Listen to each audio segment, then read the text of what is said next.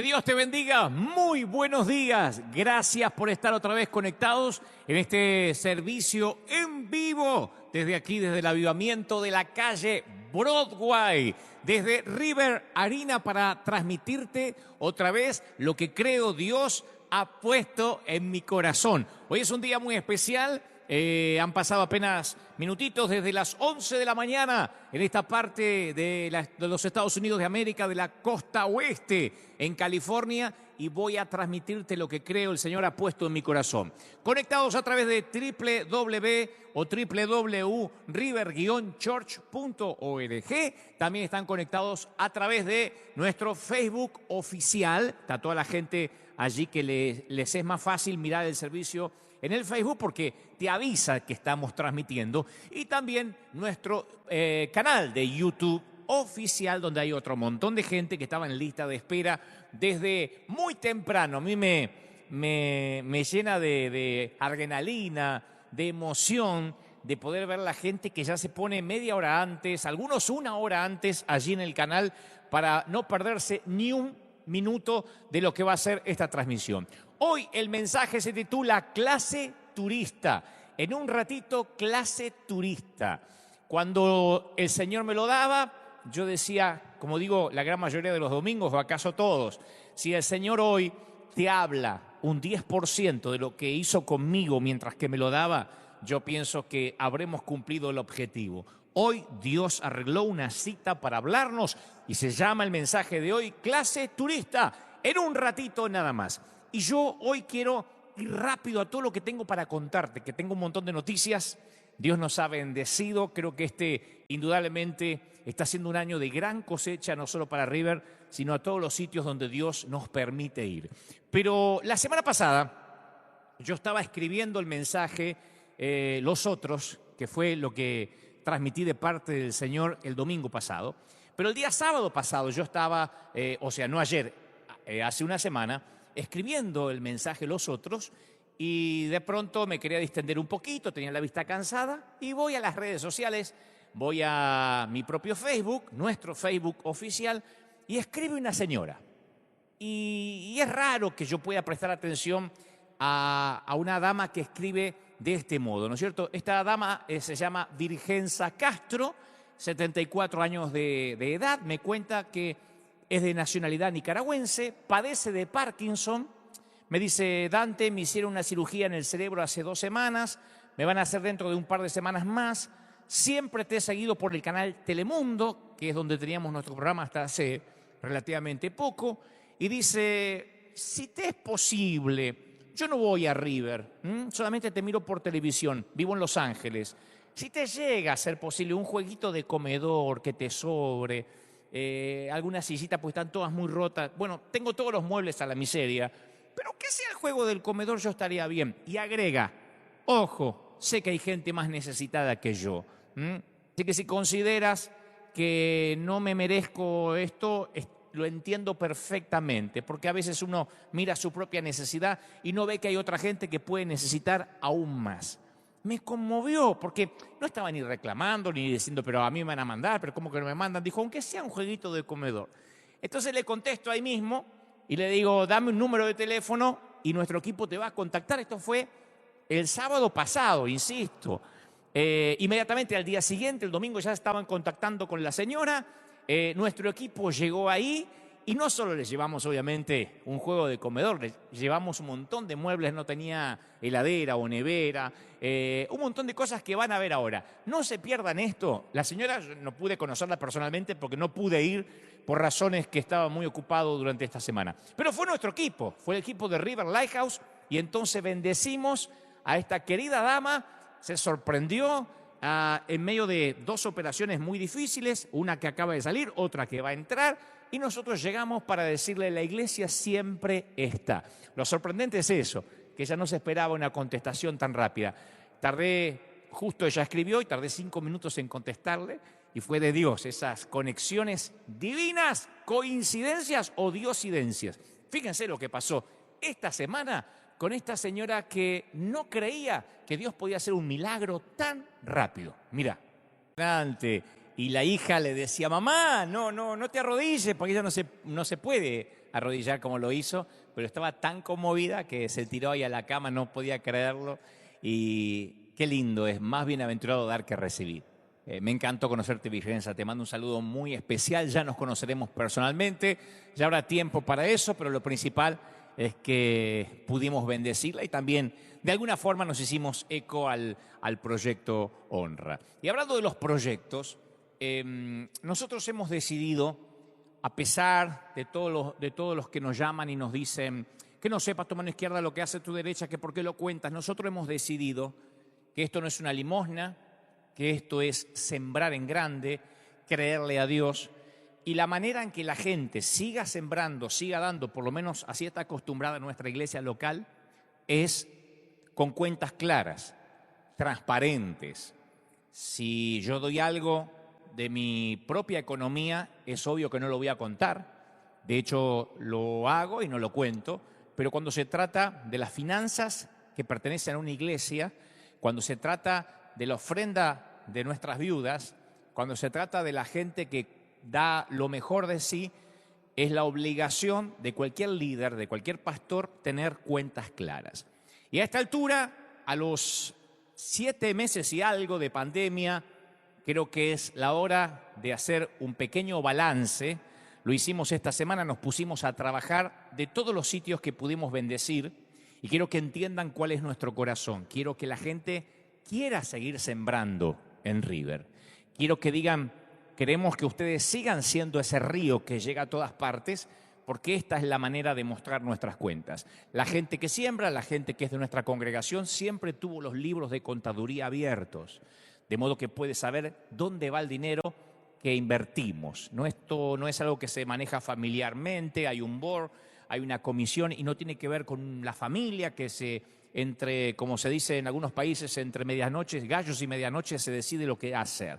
Lo hacemos de manera pública, transparente, como deben ser las fundaciones, las iglesias, los gobiernos, todos los que manejan dinero que no es propio, o sea, que no es dinero de fondos privados.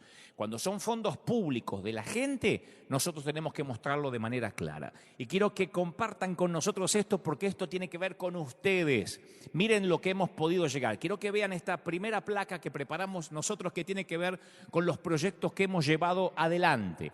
Este es el proyecto Equipando Hogares, que ustedes lo acaban de ver recién. Fueron bendecidas 356 familias con muebles, con insumos básicos y el total invertido, ahí está, son números no al azar, sino que son números exactos, $3.567.000 llevamos invertidos en River Lighthouse, porque algunos dicen, bueno, deben ser muebles de descarte, deben ser electrodomésticos que alguien les regala. No, esto es una inversión que decidimos hacer. Esto, me aclaran, no es en 7 meses, esto es en 1 año y medio, lo que significa River Lighthouse, proyecto Equipando Hogares. Desde que comenzamos, esa es la cifra invertida y hemos equipado, insisto, 356 familias. Lo siguiente que van a ver ahora es el otro proyecto que también llevamos a cabo, iglesias, escuelas y oficinas. Todas las semanas, desde hace 1 año y medio, llegan iglesias del área. Cuando hablo del área, hablo aquí de California. Y mensualmente bendecimos un promedio de 10 iglesias por mes. Iglesias que se llevan camiones enteros de muebles, de todo lo que tenemos en River Lighthouse. Y esta es la inversión en 1 año y medio, $537.000. Iglesias, escuelas, hemos amueblado oficinas del condado de Orange. Y hemos ayudado a que puedan estar un poquito mejor para operar. Y claro, nosotros no podemos mostrar cuando bendecimos otras iglesias sin el permiso de ellos, aparte no es algo ético, pero sí tenemos el registro de un promedio de 8 a 10 congregaciones por mes que visitan nuestro centro River Lighthouse y se llevan mercadería a discreción. El tercer proyecto tiene que ver con El Hambre No Espera, que también lo hemos mostrado muchas veces. Hemos repartido, esto sí, en 7 meses, ya no en año y medio, 7 meses que va de la pandemia, 20.000 bolsas de alimentos. El gasto es un acto fallido, es la inversión, son $680.000. Uno tiene la costumbre de decir gastamos, no se gasta. Cuando se trata de paliar el hambre no es un gasto, es una inversión. $680.000, cuentas claras y transparentes, señores. Esto es lo que hacemos. Hemos repartido 20.000 bolsas de alimentos y obviamente el costo también es especialmente, hemos hecho las cuentas para saber exactamente cuánto hemos invertido, porque esto tiene que ver, insisto, con las cuentas claras. El otro proyecto tiene que ver con la inyección financiera que ustedes han venido siguiendo domingo tras domingo. Desde que anunciamos, ya van 3 y 4 con el proyecto Honra que lanzamos hace un par de domingos para bendecir a nuestros ancianos. En 7 meses enviamos a toda América Latina, incluyendo Pakistán, India, Uganda, España e Italia. España e Italia lo hicimos un par de veces. Pakistán, India y Uganda son obras misioneras que sostenemos. Esto es un promedio de $710.300 hasta la fecha. En 7 meses es lo que enviamos, sumado con lo que salió esta semana, que en un ratito les voy a contar. Cuentas claras, como les digo siempre, y transparentes para que la gente sepa qué se hace con el dinero. Y finalmente, esto es lo que hemos sembrado, no nosotros, ustedes, la iglesia. Sembrados en los que menos tienen, todos los proyectos juntos, 5 millones, parece una locura. Una iglesia hispana, $5.494.300. Este es tu dinero, esta es tu ayuda, esta es tu siembra, esta es tu semilla. Y ahí yo les puse y quise que quede claro, les dije a los diseñadores que coloquen gracias Escuadrón de Búsqueda en combate contra las filas invasoras. $5.494.300, sembrado en los que menos tienen. Es tu dinero, es tu ayuda. Es tu semilla. Lo quiero dejar claro porque esto no tiene que ver con algo que nosotros sembramos. Tú hiciste esto. Si eres parte de River virtualmente, si eres de los que siembra semana a semana, esto es lo que se ha hecho con tu dinero. Hemos enviado desde aquí, desde este pequeño lugar del mundo, más de $5 millones en total, en muebles, en insumos, en los proyectos de las escuelas, de las casas, de los hogares, de los países. Y esto lo hemos hecho porque creemos en dar. Siempre hay gente que le agarra urticaria cuando uno cuenta estas cosas. ¿Y por qué hay que contarlo? Porque somos una fundación. Porque así hasta se maneja un gobierno, o deberían manejarse un gobierno, con cuentas claras, abiertas para todos los ciudadanos. Porque es el dinero público lo que se maneja. Y las ofrendas, las semillas, los diezmos, dinero de la gente. Entonces no podemos decir, bueno, ¿quién sabe en qué lo estarán gastando? ¿Estarán comprando nuevas cámaras de televisión? No, lo que hicimos es enviarlo a la gente que más lo necesita en estos 7 meses, y esto tiene que ver con tu semilla. Y ahora estamos en el 4.º proyecto de inyección financiera, ¿no? En cuanto a inyección financiera se refiere, y es el proyecto Honra, señores. Hemos decidido en este último tramo del año honrar a nuestros viejitos, a nuestros abuelos, a nuestra querida edad de oro. Y se van a conmover. No podíamos literalmente retener las lágrimas a la hora de la edición, a la hora de recibir las imágenes. Porque voy a presentarte el proyecto Honra. Los primeros que han llegado es Ecuador. Ya hemos elegido a muchos países, a muchas naciones que le vamos a ir contando, te vamos a ir contando los países que ya fueron elegidos para el proyecto Honra. Les enviamos dinero para que ellos puedan hacer cosas como esta y otras muy diferentes. Este es un modelo que vamos a ver ahora. En la población de Calderón, en Ecuador, al norte de Quito, estamos hablando de la capital del Ecuador, claro, se encuentra el asentamiento llamado Planadas de San Francisco, que es una de las zonas de más extrema pobreza del país, donde nos contaban que el agua llega únicamente 2 veces por semana y no posee alcantarillado. Y hasta este lugar llegó el equipo de radicales marcados por Cristo. Ya habíamos trabajado con ellos, ¿se acuerdan? Los memoriosos saben que ya trabajamos, liderados por su director Fernando Aguirre, quien nos compartió la historia de Luz María y de María José. Primeramente te voy a mostrar imágenes de Luz María, una abuelita que la vas a querer adoptar. Nació con una discapacidad auditiva y verbal, pero abrió las puertas de su casa muy humilde, hecha de bloque. Ella llegó a vivir ahí hace 3 años, ese asentamiento, buscando un mejor lugar, comprando con la casa que vivía anteriormente, compró ese lugar, lo vendió y compró ese lugarcito. Y bueno, esta es mejor entre comillas, porque la cama no es cama, son unos bloques con una esponja encima, van a ver la ropa como la tiene sobre cajas de cartón, un refrigerador que está siempre vacío, el piso de tierra, no tiene mesa de comedor, cocinas en ollas despostilladas, comen platos desgastados. Y para mejorar la vida de María, llegó la gente, radicales marcados por Cristo, con la ayuda de River. Le llegaron con una cava nueva, mesa, utensilio. Van a ver todo cómo le abastecen el refrigerador. Y bueno, no podían faltar los chocolates, las flores, porque fueron a honrar. Estos voluntarios fueron a honrar. No te quiero contar más. Quiero que disfrutes conmigo esta. Yo te dije, es fuerte. Es fuerte. Porque a veces uno cree que la está pasando mal. Y cuando uno ve a los abuelitos, uno dice, los abuelitos que vivieron toda una vida creando hijos, a veces sosteniendo los nietos, no se merecen vivir así. Y sé que hay ahora mucha gente escribiendo, ¿y por qué no le dan esto? ¿Por qué no le dieron lo otro? Bueno, esto es empezar. Yo creo que esto todos los podemos hacer. Decir, antes que termine el año podemos honrar a nuestros abuelitos y a nuestros viejitos. En un momento te voy a contar otra historia más, no sin antes decirte que esta semana, los que siguen las redes ya lo saben, esta semana se cayeron los muros, señores. Vamos a poder mañana lunes enviar la ayuda financiera a Venezuela. Increíblemente. No me voy a meter en temas políticos porque ahí salta todo el mundo, hay grietas políticas en toda la región. Entonces están los que defienden a Maduro, están los que están en contra, están los que dicen aquí nadie bloqueó nada, el que lo bloqueó fue Trump. A mí no me importa, lo que sé es que no podíamos enviar una inyección financiera sin que pase por el gobierno y nosotros no queríamos que esto pase por el régimen.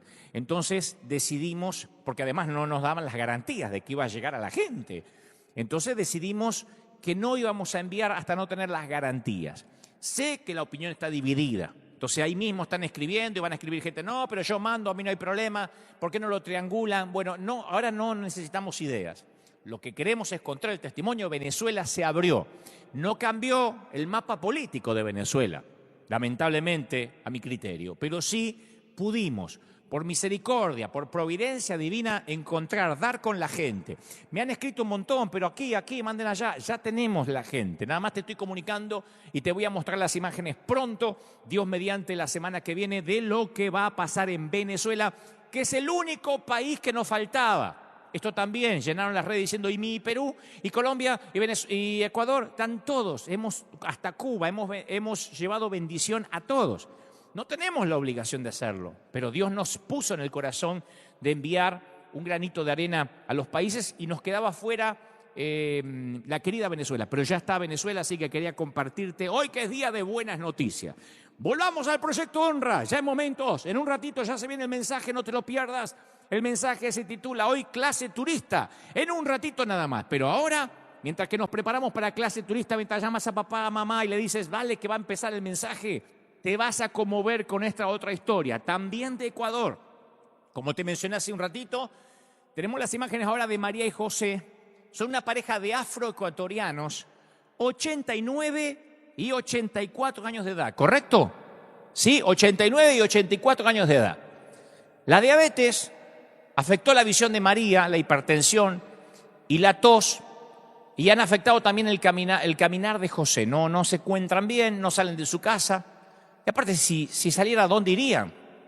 Si a ese sector no llega el transporte público.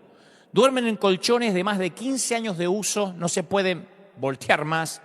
Están los colchones acabados por ambos lados.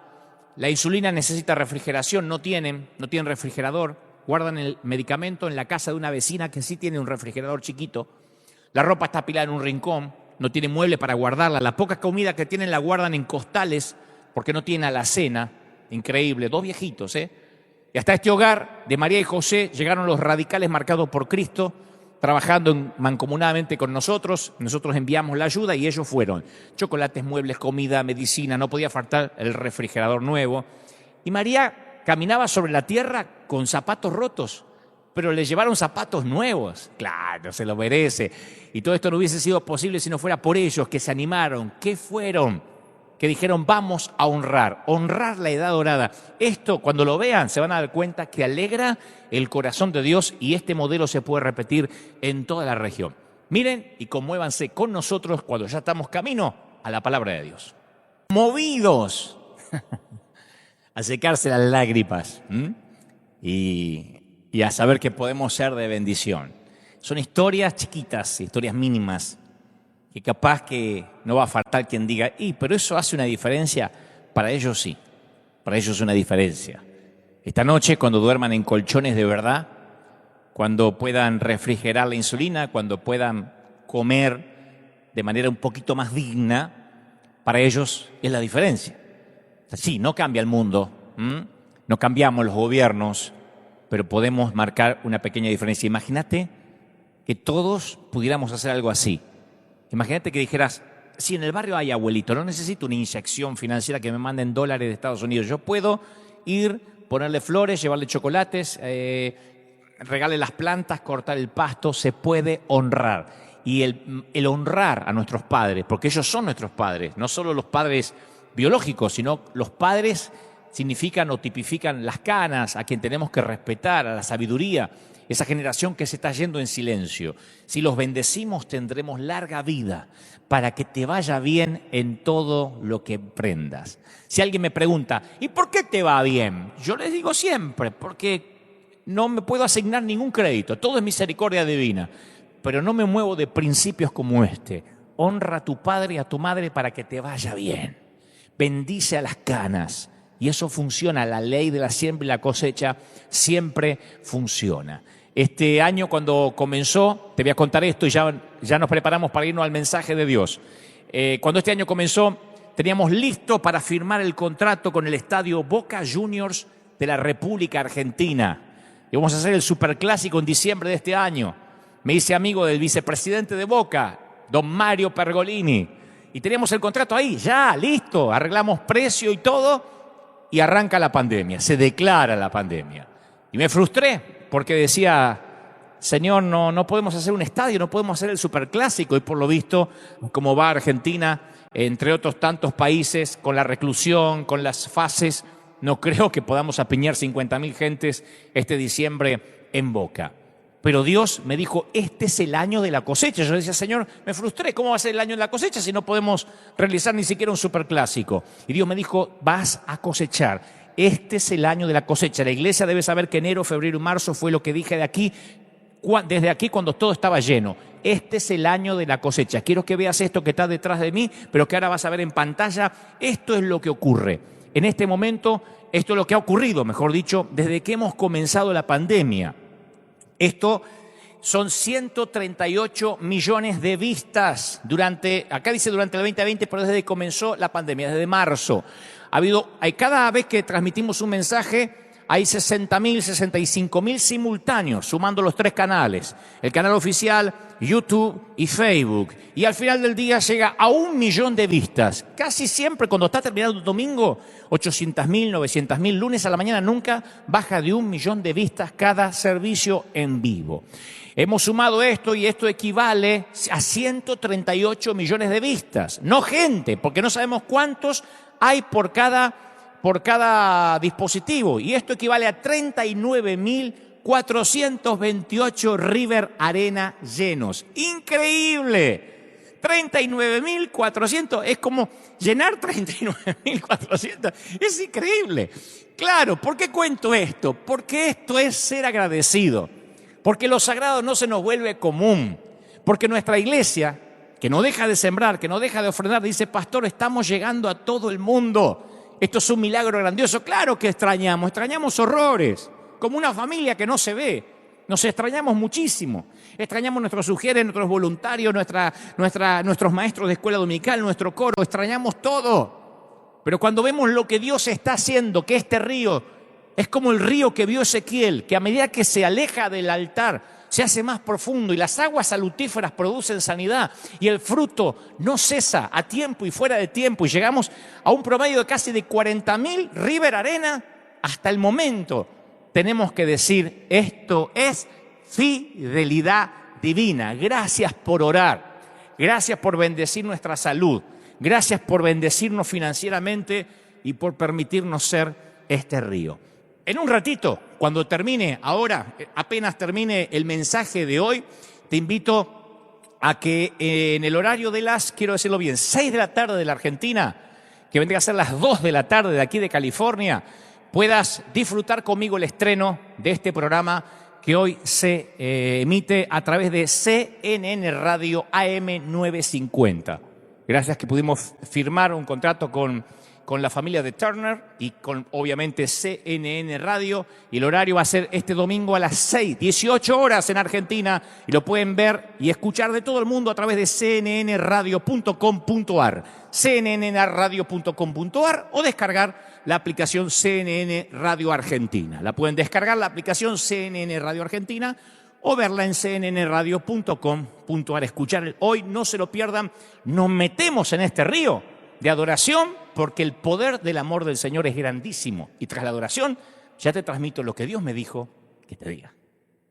Una vez conté en un mensaje que cuando yo estaba creciendo, la enfermedad infantil más temida no eran las varicelas, no era el sarampión, las paperas, el COVID. Era un padecimiento más sutil, más misterioso. De hecho, era muy contagioso y le teníamos mucho temor. No había vacuna, ni antídoto, ni inyección. Casi no recuerdo que hubiera tratamiento.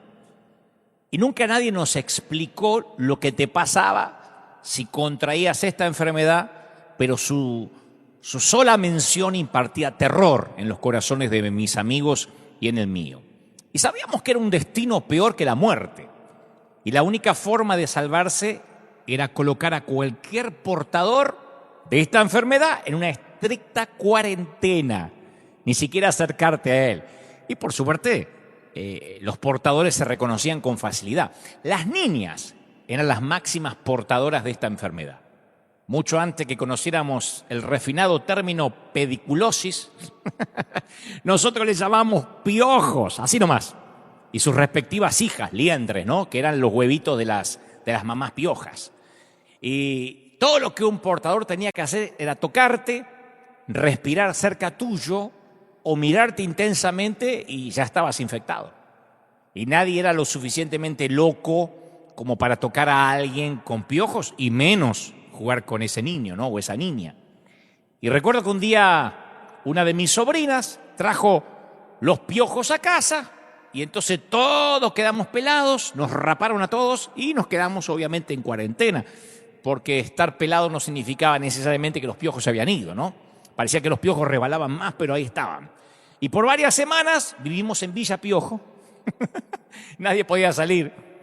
Fue la primera vez que tuve la sensación de sentirme distinto, separado de las clases más elitistas, que no tenía el popular bichito acampando en su cuero cabelludo, o por lo menos no sabíamos que si lo tenían o no, ¿no? Y luego volví a conocer esa sensación de adulto, no con los piojos, sino cuando comencé a volar por todo el mundo debido al llamado, debido al ministerio, porque la distinción de clases, eso de sentirte distinto, está muy marcada en un avión. Las aerolíneas trabajan mucho para imponer esta distinción. Los pasajeros de primera clase embarcan primero, se les permite entrar por una fila separada que muestra una gloriosa alfombra roja sobre la que el resto de nosotros ni siquiera nos atreveríamos a pisar, a menos que viajemos en primera clase o en business, ¿no? Que es la categoría de negocio, de hombres de negocios. Se sientan más adelante, comen en vajillas de porcelana, los de turista con cubiertos de plástico. Los de adelante les sirven vino gratis. Si viajas en una gran aerolínea, no sé, Emiratos Árabes, a lo mejor hasta te pueden dar vino argentino. Y las aerolíneas básicamente tratan de reproducir el tipo de sociedad que se da en la vida desde la escuela primaria. Una pequeña élite de unos pocos privilegiados para envidia del resto que se queda afuera. Y las aerolíneas, de hecho, tienen diversos clubes de miembros, premieres ejecutivos, de oro, de plata, premieres de paja, no sé si existen, a duras penas premier, y así descienden hasta llegar a lo que no tiene ningún estatus. Y sin importar la categoría en que uno se encuentre, siempre hay alguien encima. Mi papá llamaba a eso la ley del gallinero. Él no sabía de premier, él no sabía de aviones, porque mi papá no se subió nunca a un avión, pero sabía la ley del gallinero, porque durante mi infancia tuvimos muchas gallinas. Yo me acuerdo que siempre teníamos gallinas. De allí la frase los huevos caseros, que es un modismo, porque no existen los huevos caseros, los huevos siempre son de gallina, nadie los fabrica. Pero bueno, los gallineros caseros están construidos de tal manera que tienen dispuestos unos palos horizontales para que las gallinas duerman. Y las primeras gallinas, en irse a dormir, toman los mejores lugares que se encuentran en el palo superior y que son los mejores puestos. Y ya que cuando hacen sus necesidades, lanzan los excrementos sobre las que se encuentran en los palos inferiores. Y por si no lo saben, porque alguien dice, yo nunca tuve gallina, no sé cómo viven, qué hacen. Bueno, por si no lo sabes, la gallina no se levanta para ir al baño. Ellas defecan mientras duermen. Así que las que llegan arriba, obviamente, hacen lo que tienen que hacer ahí durante toda la noche. Y las gallinas más perjudicadas son las que llegan últimas a dormir y tienen que conformarse con los palos inferiores que reciben todo lo que viene de arriba. Y cuando hablo de lo que viene de arriba no son precisamente bendiciones, ¿eh? Y los piojosos, al menos durante la temporada que duran los visitantes en nuestras cabezas, dormíamos en los palos de abajo. O sea que nos quedamos fuera de todo, del colegio, de jugar, no podíamos ni acercarnos a nuestros propios hermanos. Y en las aerolíneas, el objetivo es acumular suficientes puntos para subir al próximo, pasar a hacer un upgrade y pasar al próximo estatus. Yo conocí mucha gente de verdad, que sacaba vuelos a ninguna parte. O sea, voy a volar. ¿A dónde vas? No sé, a dar unas vueltas en el avión, voy y vengo para no perder el millaje y no perder el estatus que le daban las millas acumuladas. Había alguien que me acuerdo que me decía que iba a dar una vuelta casi por todo el mundo porque no quería perder el millaje. ¿A dónde vas? No, salgo y doy vuelta porque si no pierdo el estatus. Y yo también conocí viajeros que se deprimían por haber dejado de ser Platinum Executive y le quitaban la credencial negra con letras de color oro, que encima es pesadita, se ve linda, y cuando se las quitan sentía que le estaban robando un riñón. Entonces yo digo, cada vez que me acuerdo de las clases dentro de los aviones, también me retrotrae a los momentos en que yo luchaba con mis piojos, porque la sensación es la misma, aunque ahora uno es un adulto. La sensación de sentirse distinto, de no pertenecer al resto y de estar en una cuarentena. El Imperio Romano organizaba a los que vivían en él de la misma manera que las aerolíneas organizan a sus clientes. Primera clase, business y clase turista. Y la sociedad romana se dividía, dicho a grandes rasgos, en primera clase. Yo una vez lo conté acá en uno de los mensajes durante la pandemia. Primera clase en la sociedad romana tal vez era el 2% de la población. Y la clase turista, aquellos que ellos llamaban la chusma, era el resto. Y la chusma servía para un propósito importante, que era destacar a los que estaban en los palos más altos del gallinero por encima del resto de las gallinas. Y en Roma, los que más altos volaban eran los 600 senadores que gobernaban bajo el César. Esos eran los romanos que volaban en la primera clase. Caminaban sobre la alfombra roja y comían en vajillas de verdad, no de plástico. Y cada uno de esos aspiraba a alcanzar una serie de honores dentro de su propia clase. A eso se le llamaba cursus honorum, o sea, carrera por los honores. Y correr esa carrera definía la vida. Ganar era heroico. Debajo de estos romanos de élite se hallaba otros que eran el 98% de las personas que dejaban en clase turista. Y estos eran los don nadie, estos eran los piojosos. Eran aquellos cuya grandeza estaba fuera del alcance. Pero los piojosos también tenían su propio conjunto de categorías de estatus. Algunos de esos don nadie eran ciudadanos del imperio, lo que significaba que disfrutaban de ciertas protecciones y derechos legales. Otros eran libertos, que no tenían los derechos de los ciudadanos, pero que gozaban la libertad personal. Ya era algo más que los esclavos. Y en lo más bajo de la jerarquía se encontraban los esclavos, justamente. Y las condiciones de los esclavos variaban ampliamente, ya que no gozaban de ningún derecho, vivían a merced del jefe de la casa a la cual servían. O sea, según el amo que les tocaba, es como la calidad de vida que iban a tener. Y hoy en día uno ve las aerolíneas que usan el tamaño del asiento, las alfombras rojas, el tipo de vajilla, el orden de ingreso Todo eso es para reforzar el estatus, para que el que pagó, a veces el doble, el triple, el cuádruple de lo que cuesta clase turista, sienta que ha invertido bien. En Roma, todo aspecto de la vida se usaba para reflejar la búsqueda del honor, del estatus. La ropa era un símbolo del estatus, literalmente. Si uno no era esclavo, podía usar lo que se llamaba una capucha de liberto. Esa capucha de liberto, de ser un hombre libre, una mujer libre, mostraba que por lo menos no estabas en el peldaño más bajo, que por lo menos no eras esclavo, que no estabas en el palo más bajo del gallinero. Al ciudadano varón, cuando cumplía 14 años, se le permitía llevar la toga virilis. Yo estaba leyendo sobre esto, me pareció algo extraordinario, porque digo, literalmente, fuera de lo ordinario, la toga virilis era el vestido de la adultez, que era una prenda de vestir súper incómoda, peor que una faja femenina, imagino. Porque dejaba que se colara el viento en invierno, era pegajosa en verano, obligaba a tener una mano debajo, cubierta. Hay una mano que era inservible, pero la tenías que tener debajo de la toga. Era difícil de acomodar. Los ricos tenían hasta esclavos especialmente entrenados para ayudarse a ponerse las togas virilis. ¿Pero qué valor tenía? La proclamación del estatus. ¿Viste esa gente que está súper incómoda con la ropa, o las damas que están con unos tacos así que parece que se van a caer, fajadas hasta acá, pero dicen, no, pero así me veo bien, y no pueden ni respirar? Bueno, algo similar pasaba en los tiempos de Roma. Un senador podía llevar una suerte de bufanda púrpura sobre su toga. No era una bufanda, pero para que se entienda, porque el color púrpura se asociaba con la nobleza. Si no eras senador, no llevabas ese galón.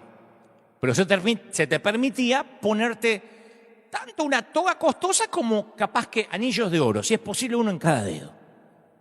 Durante esos días, Santiago, el hermano de Jesús, escribe y le advierte a los creyentes que no muestren favor a un visitante con anillos de oro y ropa elegante por encima de alguien mal vestido. Porque era muy usual eso, de usar anillos de oro, hacerse ver con la ropa. Además, la élite jamás realizaba trabajos manuales.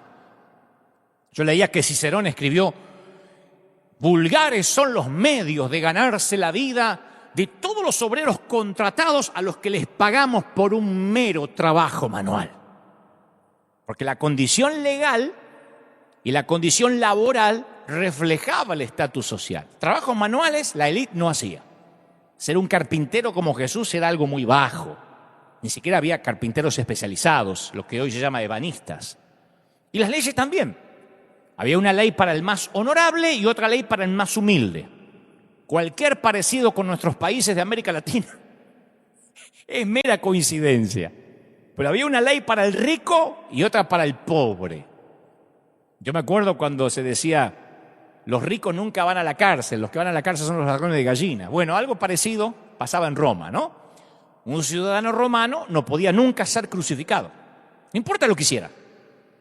Los otros medios de ejecución, como ser decapitados, quemados vivos, eran igualmente sádicos, pero no eran vergonzosos como la crucifixión, porque la crucifixión se reservaba en particular para los esclavos. Se le conocía como el castigo de los esclavos, o sea que si se crucificaban era porque eras esclavo. Si hacías lo mismo que el que está crucificado, pero no eras esclavo, no ibas a la cruz. Era otro método de ejecución.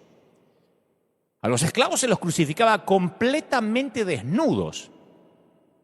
La imagen que nosotros tenemos de Jesús, por una cuestión lógica, en estatuas, en cualquier tipo de imagen, dibujos, pintura, tapan las partes pudendas. Pero es muy probable, en el 99%, que Jesús haya sido crucificado desnudo, porque así se hacía con los esclavos. No se le cuidaba su pudor. Así que imagínate que cuando el apóstol Pablo encabeza una carta dirigida a los pobladores de Roma y se describe a sí mismo no como un ciudadano romano del imperio, que lo era, ni como alguien que vistiera togas, ni alguien que usara anillos, sino como esclavo de Jesucristo. Ahí escribe, esclavo de Jesucristo. Estaba cometiendo un suicidio social. Eso sí que es un sincericidio. Porque nadie hablaba de esa manera. El que era esclavo lo ocultaba, y decir soy esclavo de Jesucristo Era como decir, soy esclavo de un esclavo. Esta carrera por el honor fue el trasfondo sobre el cual se inscribieron las palabras de Pablo a la iglesia de Corinto, que le dijo, nosotros no predicamos, él estaba diciendo, no predicamos esos dioses que todo el mundo conocía de entonces, de los griegos, del Olimpo. No, nosotros predicamos a un Cristo crucificado. Y este mensaje es motivo de tropiezo para los judíos y es locura para los gentiles. Y Pablo no escogió las palabras al azar, a ver qué palabra pongo. No, él actuó con una precisión quirúrgica. El Antiguo Testamento dice, cualquiera que es colgado de un árbol está bajo la maldición de Dios. Hay una versión que dice, el que cuelga del madero es porque es maldecido por Dios. Los judíos sabían que alguien que era crucificado estaba bajo la maldición de Dios. Y que ahora aparezca un grupo que dijera, servimos a un esclavo crucificado, llamado Jesús, somos esclavos de un esclavo, era incomprensible. Y Pablo lo decía con toda precisión adrede. Porque en ese entonces, una persona rica, un magnate, capaz que regalaba ciertas posesiones para mostrar que era rico, ¿no? Pero había condiciones. Se esperaba que el que recibiera algo tenía que hacer lo mismo, similar en reciprocidad. Si uno lee la historia de esos tiempos, uno se da cuenta que muchos ricos, por fanfarronear deliberadamente, arruinaban a alguien invitándolo a un banquete y le daban un regalo tan costoso que el que era invitado quedaba en bancarrota tratando de devolver la gentileza. Tenía que vender todo para devolver la gentileza, porque si te regalaban una hacienda, tenías que devolver una hacienda más grande. No podías regalar un relojito marca traído de allá de la frontera, de cualquier marca, no. Entonces la humildad no era una cualidad que se admirara. Yo quiero que me sigas porque acá es cuando tiene más peso que Pablo dice, yo soy esclavo de un esclavo. La humildad, la esclavitud no era algo deseable. Lo deseable era la grandeza. Nadie quería viajar en clase turista. Y hasta hoy en día hay dos maneras en que se considera una vida significativa. Una es el modelo de héroe, la otra es el modelo del santo. Y en el mundo grecorromano lo que se admiraba era el héroe. Tanto en Grecia como en Roma se admiraba el héroe. La vida era luchar por lograr el reconocimiento. Por eso para los griegos los Juegos Olímpicos no eran juegos nada más, era una ceremonia religiosa. Era un microcosmos que otorgaba dignidad a una vida. Después vinieron los juegos que conocemos hasta el día de hoy, pero en ese entonces tenían que ver con la hidalguía, con la valentía. La palabra usada para esa competencia en el griego es agón, que deriva de nuestra palabra agonía de ella, el entusiasmo de la victoria y la agonía de la derrota. Y ese concepto y esa actitud llevaron a la formación de una sociedad en la que el estatus y la jerarquía eran fundamentales, estar en lo alto del gallinero. Determinaban la identidad por el peldaño en que uno se encontraba, el palo del gallinero en el cual dormías. Y el descenso, bajar a los palos de abajo, era una tragedia. Los griegos sabían lo que era la grandeza y para ellos la grandeza incluía cualquier cosa menos humildad. Imagínate lo que habrá sido vivir en un mundo obsesionado por el estatus. Y sí, estoy siendo irónico porque no requiere demasiado esfuerzo para imaginarse cómo es un mundo obsesionado por el estatus porque no ha cambiado desde Grecia y de Roma hasta acá. Vuelvo a la historia. En ese momento clasista, la ubicación de los asientos en los eventos públicos reforzaba el estatus. En Roma, cuando había un evento, o en Grecia, en los teatros, la ubicación no era por el precio. Viste que acá sí, a lo mejor hay gente que no tiene dónde caerse muerto, pero viene Bublé o Luis Miguel y sacan de donde sea y se compran adelante para gritar ¡ah! Y tirarle el calzón al cantante. En este entonces no podías pagar los asientos de adelante. Cuanto más alta fuera la categoría del espectador, más cerca del escenario se podía acomodar, pero la categoría no es lo que pagaban. Y en una fiesta privada, a los invitados se los sentaba de acuerdo a su estatus social. Y los anfitriones a veces invitaban a personas de rango inferior para remarcar su propio estatus. Porque si no invitaban pobres, no se sentían ricos. A los que suben al avión y suben primero en la clase business o en primera clase, vas a ver que se sientan y enseguida piden algo para tomar y van viendo como toda la tribu va para el fondo. O sea que esto está hecho adrede, no entran por una puerta lateral y no ven a la clase turista. Toda la clase turista por lo general pasa por ahí y a ellos les gusta, porque de alguna forma los están viendo que pueden pagar más. Bueno, esto era similar. Si alguien era uno de los invitados de inferior rango, se le servía un menú inferior para reforzar su inferioridad. Imagínate que te invitan a una fiesta y te dan un sándwich de miga seco, ¿viste? Cuando se empiezan a doblar así como si fuera tergopol. Y mientras que los de mayor rango ve que cenan un filete de lomo argentino. Voy a decir, no puede ser, estoy en la misma fiesta. Y Jesús llega a ese extraño mundo clasista y le empieza a otorgar el mismo valor, tanto a esclavos como a senadores. Atletas e intelectuales empezaron a comer en la misma mesa. Jesús le dijo a sus amigos, como ustedes saben, los gobernantes de las naciones oprimen a sus súbditos y los altos oficiales abusan de su autoridad. Y ningún romano se hubiera ofendido por esa observación de Jesús porque era así. Sí, abuso porque estoy en los palos de arriba del gallinero. Todo era cuestión de alcanzar la cúspide de la jerarquía a picotazos, como sea. Pero lo que agrega Jesús después, eso sí los iba a ofender. Dijo, pero entre ustedes no va a ser así. Al contrario, el que quiera hacerse grande entre ustedes, se va al bajo del gallinero. Va a ser un servidor. El que quiera ser primero va a ser esclavo de los demás. Así como el Hijo del Hombre no vino para que lo sirvan, sino para servir y para dar su vida en rescate por muchos. Cuando uno lee esto y no conoce la historia clasista, es un versículo más. Pero cuando uno lo ve dentro del contexto, claro, se da cuenta que el santo no trata de lograr su valía mediante una carrera de logros, sino que recibe su valía por gracia. El santo no busca la gloria, sino que atribuye la gloria a Dios. Un santo no impone la voluntad, sino que la rinde ante Dios. Un santo no mira el servir de lejos y se ofende. No, abraza el servicio.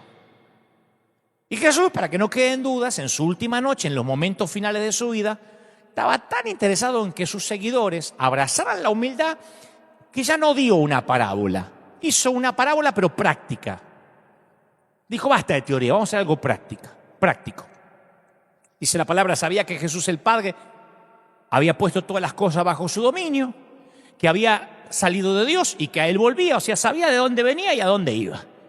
Como no tenía problemas complejos de inferioridad ni de superioridad, porque él sabía quién era, se levantó de la mesa, se quitó el manto, se ató una toalla a la cintura, echó agua en un recipiente y comenzó a lavarle los pies a sus discípulos y a secarlos con la toalla que llevaban en la cintura.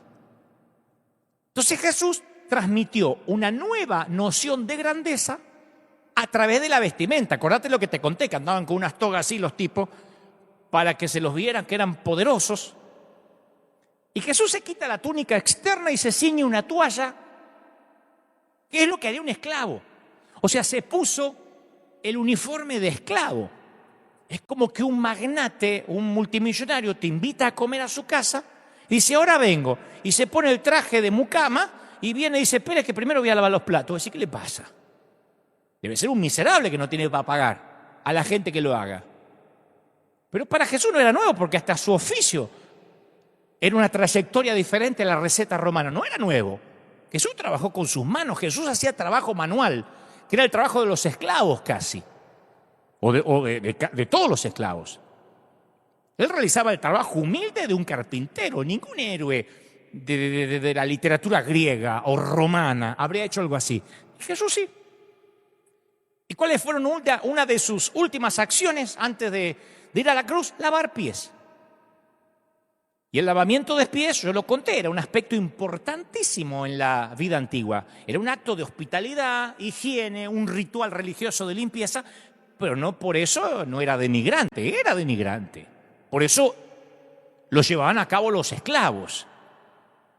Pero como se consideraba tan denigrante, mientras hubiera esclavos gentiles que podían hacerlo, un amo judío nunca iba a obligar a un esclavo judío a lavarle los pies. Fíjate cómo en su clase turista se las arreglaban para también tener estatus. Que el esclavo que me lave los pies sea un esclavo gentil, no un esclavo judío, de tan bajo que era lavar pies. No hay precedentes de alguna persona de estatus más alto que le lavara los pies a una persona de estatus más bajo. Nunca habíamos oído de un rabí que lavara los pies de sus discípulos, excepto este, que de paso dice ser el Mesías. Jesús le lavó los pies a Judas. Después esos pies fueron corriendo al patio de Caifás a entregarlo. Entonces, a ver, una cultura fundada en el honor estaba empezando a implosionar, pero nadie se daba cuenta. Y el orden de los asientos siempre fue un asunto que expresaba estatus y honor. Jesús estaba sentado a la mesa, que es donde se ubican los invitados, pero se levanta como hubiese hecho un criado.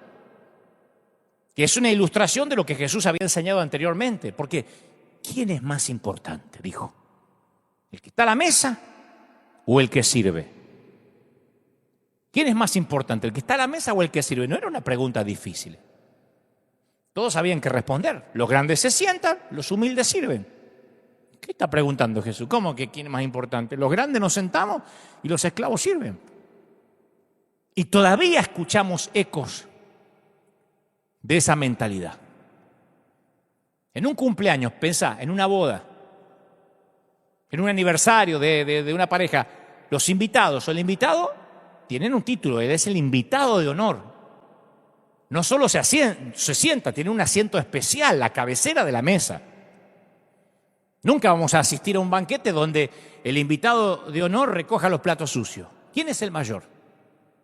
Dijo Jesús, no es el que está sentado a la mesa, sin embargo yo estoy entre ustedes como uno que sirve. Jesús dijo, yo soy el que recoge los platos sucios de ustedes. ¿Dónde está la grandeza ante los ojos de Dios? ¿Entre los que sirven o los servidos? Y él tenía un sentimiento especial por aquellos piojosos a que los otros marginaban, especialmente con la clase turista. Uno de los aspectos que más me impresiona, más impresionantes de Jesús, es la manera que lo impresionaban a él aquellos que no eran impresionantes, aquellos que eran de perfil bajo. Jesús dio vuelta a la búsqueda de títulos que impresionaban. En un momento dice, ustedes me llaman maestro y señor. Y dicen bien, porque lo soy. Pero si yo, el señor y el maestro, les he lavado los pies, les he lavado los pies a ustedes, también ustedes deben lavarse los pies unos a los otros. Y ahí se miraban con asco, lavarle los pies a este, Satanás, no. Ahora, a mí me gusta que él no negó ser maestro y señor. No se disfrazó de falsa humildad. Dijo, yo soy el maestro y señor, sí, y le lavo los pies. Él dejó claro que los títulos son solo oportunidades para servir. Jesús se puso el atuendo de un esclavo, tomó la posición de un esclavo, hizo el trabajo de un esclavo y sufrió la muerte de un esclavo. ¿Y sabe qué es lo notable? Que Jesús eligió eso. No es que le tocó.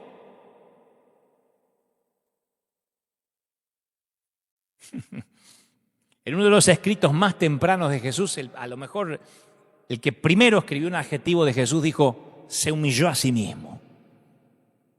Y en el Imperio Romano, una persona a lo mejor era humillada por perder su dinero, su estatus, su título. En Grecia si perdías un juego olímpico, pero nadie deliberadamente se humillaba a sí mismo. No hasta ese entonces. En algún momento después de ese día se empezó a formar una comunidad extraña. Roma no sabía cómo catalogarla o qué hacer con esa comunidad. De una manera difícil de entender, cambió algo que era lo que se consideraba hasta la fecha lo más admirable y necesario para mantener el orden. Allá está la clase de primera, business, y están los turistas. Y Jesús empezó a darle vuelta. En Cristo, según enseñaban los cristianos, todos eran iguales. Y las distinciones de rango y grado eran irrelevantes. En las reuniones de la iglesia primitiva, los hombres educados tenían que sentarse como iguales entre los esclavos y los artesanos insignificantes. Los esclavos iban a una reunión de los seguidores de Jesús y tal vez un ciudadano o incluso un aristócrata se ponía una toalla en la cintura, se arrodillaba en el piso y le lavaba los pies a los esclavos. ¡Una locura!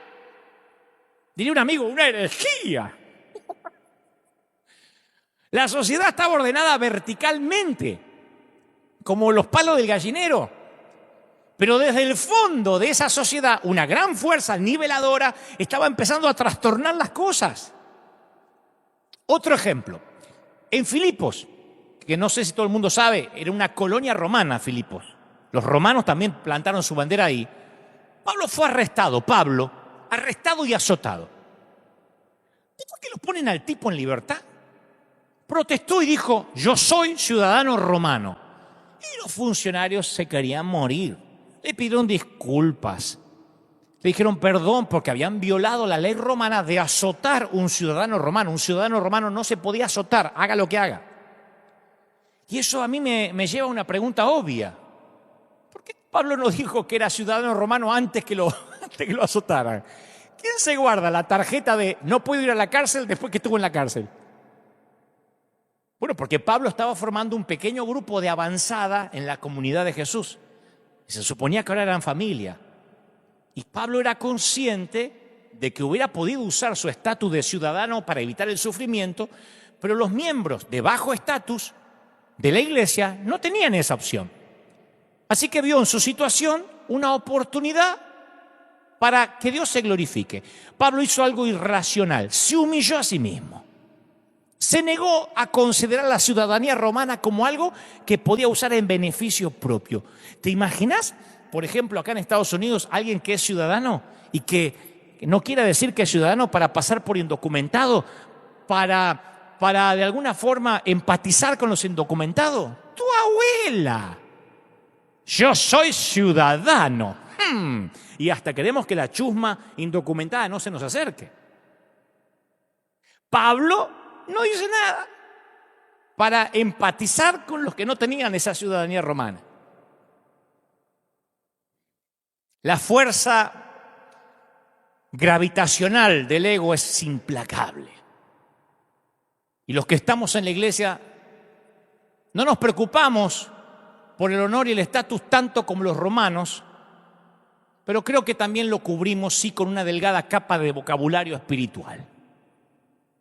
Tal vez no somos abiertamente ególatras como los romanos o los griegos, pero haciendo una autocrítica, así desarrollamos nuestro propio culto a las celebridades, ¿no? Preferimos la palabra pastor, apóstol, obispo, bishop, lo de la sana doctrina, los líderes, los profetas, hasta cómo pronunciamos siervo. Vamos a recibir al siervo. ¿Qué como decir? Vamos a recibir al esclavo. Pero nosotros le hemos asignado otro valor a la palabra siervo, como siervo con una mayúscula, muy mayúscula, y es un siervo. A mí me hacen muchas entrevistas de hace muchos años, y la primera pregunta siempre es, ¿vos sos pastor? ¿Tú eres pastor? Y yo siempre respondo que no. Entonces me empiezan a escribir la mayoría de los cristianos, pero que te avergonzás del evangelio, te avergonzás. No, yo no quiero avergonzar el llamado de pastor. Es al revés, a lo sumo digo, mire, funjo de pastor por el momento, pero por un error de papeleo en los cielos. Pero no estoy a la altura de tamaño llamado, no. Es más, se lo he dicho a la congregación por años, no es que ahora me agarré un ataque de modestia. Siempre le he dicho a la congregación, yo funjo de pastor eventualmente, pero no soy el pastor a lo que se llama un hombre de Dios como pastor. No esperen de mí un pastor, soy apenas un piloto de tormenta, un comandante roto que los va a guiar hacia el Señor. Por eso es que River es una congregación fuerte que bendice a tantos miles. Por eso los números que veíamos hace unos momentos, porque nadie jamás se apoyó o confió en un pastor. Cuando el templo se cerró, nadie anduvo llorando, ay, ahora quién me va a imponer la manito, ay, el pastor no me va a empoderar, porque la gente creció, se solidificó independientemente de mí. Y si alguien está pensando, ¿y entonces quién pastorea y cuida tu rebaño? La respuesta es, aquí hay 12 pastores mucho más preparados que yo para esa tarea. Hay 12 pastores en planta. No es que decimos que nadie pastorea a nadie. Hay 12 personas que aconsejan, que están 24 horas. Hay 12 hombres que pastorean, que son mejores que yo, claro, para aconsejar, para hacer bodas, para enterrar a los muertos, orar para que la suegra no aparezca, etc. Pablo solía decir, yo soy el más insignificante de los apóstoles, que no soy digno de ser llamado apóstol, porque perseguía a la iglesia de Dios. O sea, él no se avergonzaba de ser apóstol. Se avergonzaba que lo pusieran a la altura de los demás apóstoles. Y como yo soy un legalista en recuperación, y además no tengo estudios académicos, el año pasado me dieron un doctorado al mérito, pero Dios sabe que no estudié, prefiero que me identifiquen por lo que me gusta hacer. Yo digo, no, yo soy un artista. Dibujo, escribo, actúo. Hago eso desde niño. Heredé el oficio de mi padre, el gran artista de los cielos. ¿Quién puede negar que Dios es el gran artista que niveló las montañas y puso los océanos en sus cauces? Y eso desvía las preguntas tendenciosas de los periodistas. Cuando yo digo, no, yo no soy pastor, ¿qué voy a ser pastor? No, pastor es algo muy grande. Yo estoy ahí por un error. Entonces no van al lugar común, al cliché de, entonces ustedes los pastores viven de la gente. Porque yo les digo claro que vivo de los talentos que Dios me dio y les hablo de igual a igual. Y aparte les hago notar que jamás necesité vivir de la gente. Y ahí puedo ver que ciertos periodistas que esperaban tirar su veneno y su arsenal en ataques hacia un pastor típico, tienen delante un tipo que dice que no lo es. Pablo decía, yo si me dicen apóstol, pero yo soy el más insignificante, no me merezco, no, yo soy contemporáneo de Jesús, y lo perseguía cuando él estaba acá. Lo que sucede es que aunque vayamos en clase turista, al menos queremos ser los que viajen al lado de la puerta de emergencia, porque podemos tirar los pies más que el resto, ¿no? Está bien, no viajamos en business, en primera, pero hacemos nuestro propio sistema de clases aquí atrás. Tal vez aunque viajen turistas, si logro sentarme junto al pasillo, puedo ir más seguido al baño. Si me siento más adelante en la clase turista, tengo más opción de elegir entre pollo y carne, después solo queda carne o pollo. O pollo, que más que pollo es una paloma disecada que entró en la turbina y te la dan para comer. Capaz que porque estoy adelante me dan una manta extra que sobró detrás de la cortinita, porque hay una cortinita, para los que nunca viajaron, que separa primera o business de los turistas. Y detrás de esa cortina es el templo. No se sabe qué hay. Detrás de esa cortinita vos ves que se asoman, se escuchan cuchillos, se escuchan que destapan vinos mendocinos. De este lado te dan un jugo de naranja que obviamente corres al baño rápido. Pero por miedo a ser influenciados negativamente por la cultura, usamos esas instrucciones de Dios para ser clasistas, para sentirnos distintos. No como una forma de acercarnos a los demás, sino como una manera de justificar la segregación. Entonces tomamos a veces las Escrituras como una vara de medir que usamos para identificar quién viaja adelante y quién viaja atrás. Quién duerme en los palos altos y quién es en los palos de abajo. Y esas barreras crean polarización, segregación y división. No fue solo un hombre el que murió en la cruz. Una cultura también estaba muriendo con él, aunque nadie lo iba a saber todavía. Y en esa cultura, el honor significaba estatus, la vergüenza significaba indignidad. Y la crucifixión era la máxima vergüenza. Y Jesús fue crucificado. Y para sus seguidores, escucha bien, lo voy a decir así, para sus seguidores eso quería decir o que Jesús no era tan grande como habían pensado, o en su defecto deberían redefinir toda la noción de grandeza. Capaz que grandeza no era lo que ellos creían. Y a mí me parece humilde criterio de este muchacho del sur que con la pandemia los líderes cristianos hemos llegado a ese mismo umbral de decisión otra vez. Tenemos que redefinir nuestra noción de ser usado por Dios. Porque resulta que si la grandeza era tener una iglesia repleta, y ahora si la abrís no podés meter más del 25%, si la grandeza resulta que era un congreso de empoderamiento, una noche de milagros, ahora te das cuenta que todos viajamos en clase turista. Si ser usado por Dios era que te invitaran a predicar a las naciones con todo pago, incluyendo el hotel, las comidas, los paseos para conocer Machu Picchu, ya nadie lo va a querer hacer. Si nosotros abrimos porque la pandemia se termina, lo último que vamos a pensar es en sostener invitados, no hay presupuesto para eso. Cuando la pandemia termine, nadie va a querer rendirle honores a los que se empeñan en viajar en primera clase por la vida. La definición de servir a Dios va a tener que ser cruciforme. Cruciforme, moldeada de nuevo por la cruz. La definición de servir a Dios, ya no hablo de la grandeza, va a ser cruciforme, moldeada por la cruz. En una de esas reuniones donde era muy importante el lugar que ocupaba cada uno, un día llegó Jesús. Escuchá esto que es fascinante.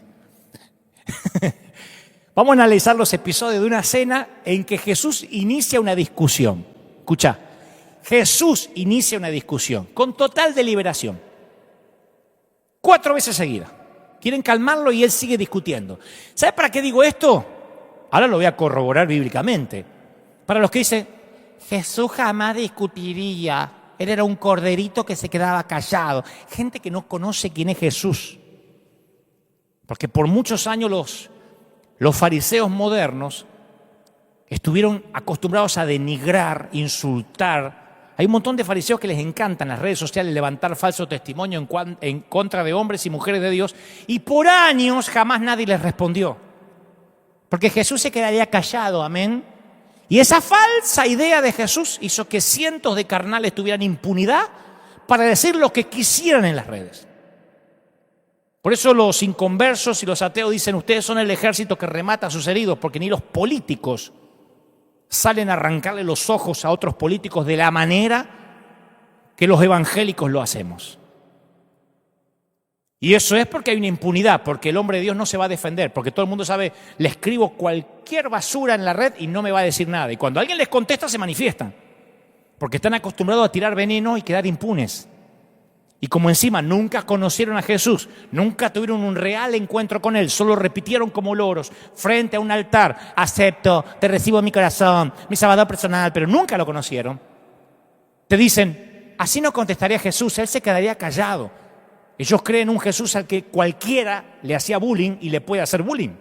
Pero mi Jesús, no el amanerado y el domesticado de los religiosos, sino el verdadero de la Biblia, ocasionó que una de las cenas a las que fue invitado fuera una de las más incómodas de los tiempos. Él inicia unas discusiones. Jesús fue invitado a comer a la casa de un fariseo prominente y algunos iban a esa cena porque estaban vigilando de cerca a Jesús a ver dónde metía la pata. Ahí estaba un hombre que padecía un edema, una enfermedad dolorosa, horrible y a veces hasta peligrosa porque ciertas partes del cuerpo se le llenaban de fluido. Es una primera señal de la lepra, que la lepra era una sentencia de muerte en esos tiempos. Estaba escrito que en las leyes que la persona que contraiga una infección, el leproso, se va a vestir de harapos, no se va a peinar más, tendrá que tener el rostro semicubierto, gritará impuro, impuro, y será impuro todo el tiempo que dure la enfermedad. Debe vivir aislado y fuera del campamento. Los rabinos llevaron esto mucho más lejos. Si un leproso llegaba a la casa de alguien, la casa estaba inmunda y tenía que destruirse. Si en una calle pública se veía un leproso, se consideraba permisible tirarle huevos o incluso piedras.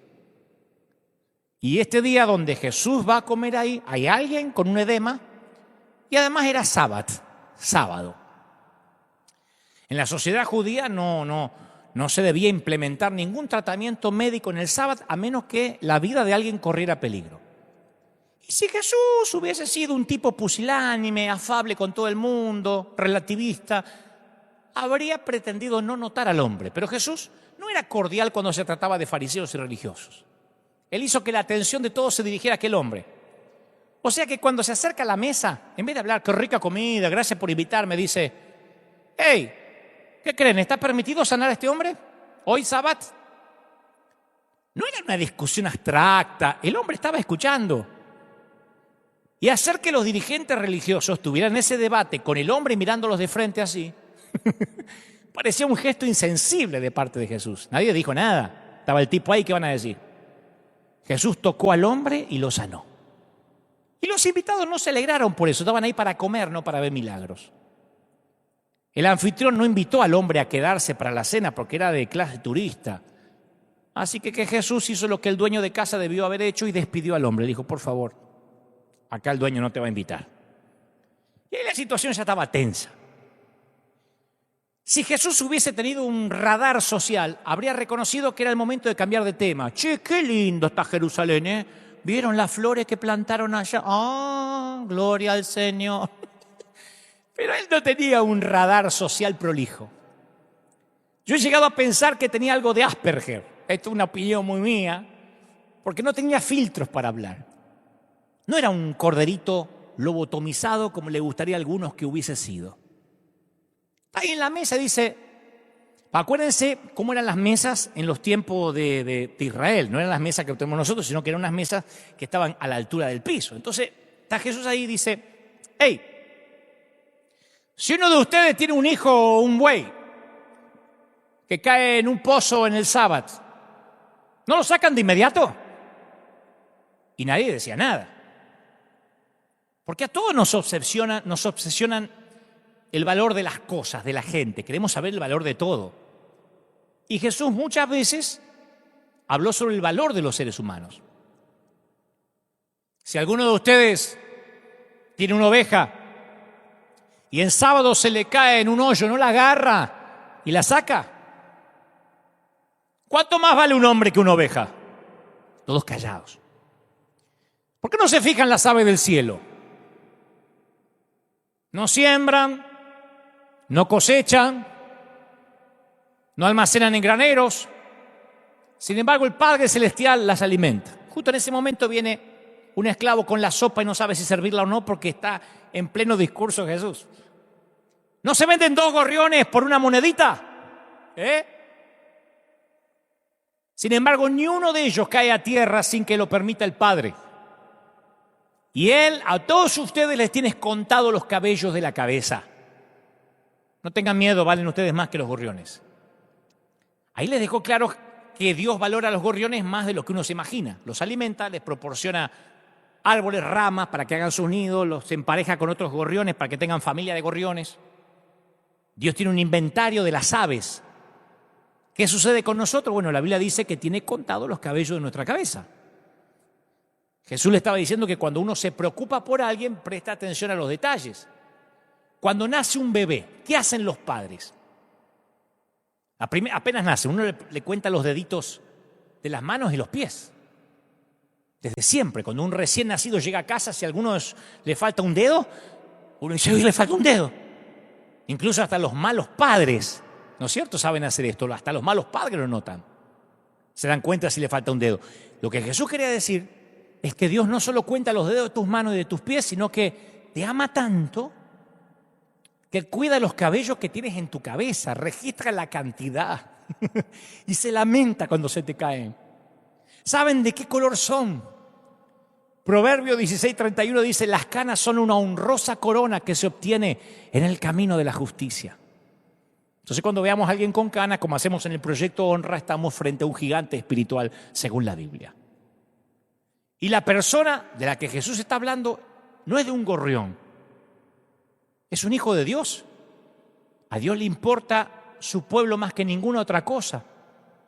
Entonces Jesús en esa cena dice, ¿alguien en esta cena tiene autoridad moral o peso espiritual como para hablar acerca que un hijo de Dios sea discapacitado o viaje en clase turista? Nadie. Hasta ahora toda la cena en silencio, silencio despiadado. Y eso enfada a Jesús. Si uno lee las Escrituras y va siguiendo la cena, uno lo ve enfadado. Porque Jesús no es compasivo con aquellos que deliberadamente ignoran el sufrimiento. Jesús está enojado, demasiado molesto. Y ahí estaban los dirigentes judíos que pensaban poder vigilar a Jesús. Pero resulta que Jesús los vigila a ellos. Creen poder juzgar a Jesús, sin embargo Jesús los juzga a ellos. Y eso es incómodo. El tipo que ofreció la cena piensa, ay, espero que saque un tema más amigable. Con todos los que invité hoy, se pone a hablar de los gorriones, de sanar gente el sábado. Pero el que sigue hablando es Jesús. Y no elige un tema más cómodo. Jesús está de vuelta en la mesa, vamos a ponerlo de vuelta en la mesa, y nota que todos seleccionan los lugares de honor en la mesa. No quieren sentarse ninguno en clase turista. Y esto refleja la manera en que se valora a ciertas personas sobre otras. Y de ese modo Jesús sabe que se violan las prioridades de Dios. Así que Jesús con ironía da un consejo. En la misma cena, Porque uno se imagina que cuando Jesús predicaba estaba siempre en un monte, hablando en cámara lenta, como el Jesús que nos venden de Brasil, ¿no? Que medio mezcla de galán venezolano con argentino diciendo, ¿saben una cosa? No, y estaba en la cena ahí provocando, porque había religiosos. Él dice, cuando alguien te invita a una fiesta, están todos buscando el mejor lugar, y él dice, cuando alguien te invita a una fiesta, no busques el asiento de honor. Ven y siéntate en la cocina, muéstrate humilde. Lo que Jesús estaba intentándole decirle al dueño de casa, anfitrión, déjame que te dé un consejo. Tu lista de prioridades está equivocada. Pensás que sanar a un enfermo en sábado está mal y que competir con otros por dónde se van a sentar según el estatus es correcto. Permitime que te reacomode las ideas de cómo funciona la ubicación en este avión. Y ahí sí, ahí los dirigentes se sienten avergonzados, están furiosos. Ahora no saben ni dónde sentarse los tipos, están así, no tienen ni ganas de comer. Todavía sigue el esclavo esperando con el plato de sopa si lo sirve o no. Y el anfitrión piensa, ay, espero que Jesús no tenga más consejo para darme enfrente de todos, por favor. Imagino al anfitrión diciendo, ¿podemos Jesús hablar en la cocina? No. Permíteme darte otra recomendación. Cuando des una comida o una cena, no invites a tus amigos, ni a tus hermanos, ni a tus vecinos ricos. Imagínate la cara de los tipos, ¿no? No sea que ellos te inviten a su vez y te recompensen lo que estás haciendo. Cuando des un banquete, invita a los pobres, a los inválidos, a los cojos, a los ciegos. Estaban teniendo un problema porque había un tipo con un edema y quiere meter a todos ahí adentro. Y le dice, entonces vas a ser dichoso. Pues aunque ellos no tienen cómo recompensarte, vas a ser recompensado en la resurrección de los justos. Claro, si Jesús hubiese dicho que nunca uno debe invitar a cenar a su suegra, probablemente habría sido grandioso. Y todavía estamos buscando ese versículo toda la vida, ¿no? Hasta el día de hoy.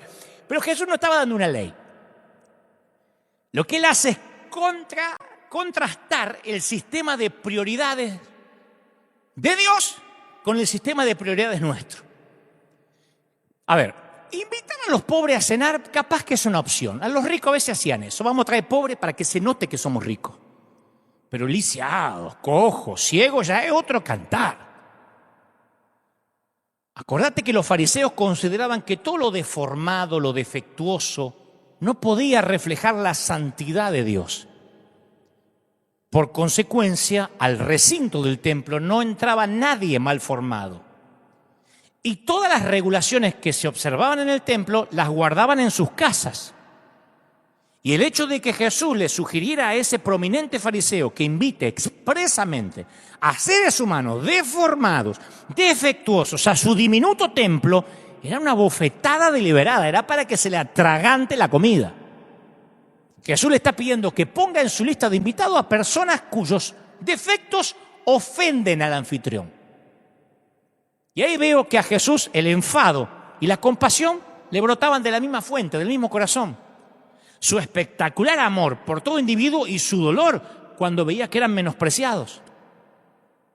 En todos los relatos acerca de la compasión de Jesús, nunca se nos dice que Jesús sentía compasión porque se la merecían. Era porque la necesitaban. Y a esta altura de la reunión la presión sanguínea de todos estos gordos estaban por las nubes. Estaban, no puede ser. Bueno, imagino que eran gordos, porque vivían de banquete en banquete. Un invitado trata de distraer a Jesús. Cuando ve que esto se pone tenso y la comida no mejora y todavía no puede servir el plato de sopa, un invitado trata de distraer a Jesús con una estupidez religiosa. Viste que siempre aparece uno con una frase espiritualoide. Y la dice.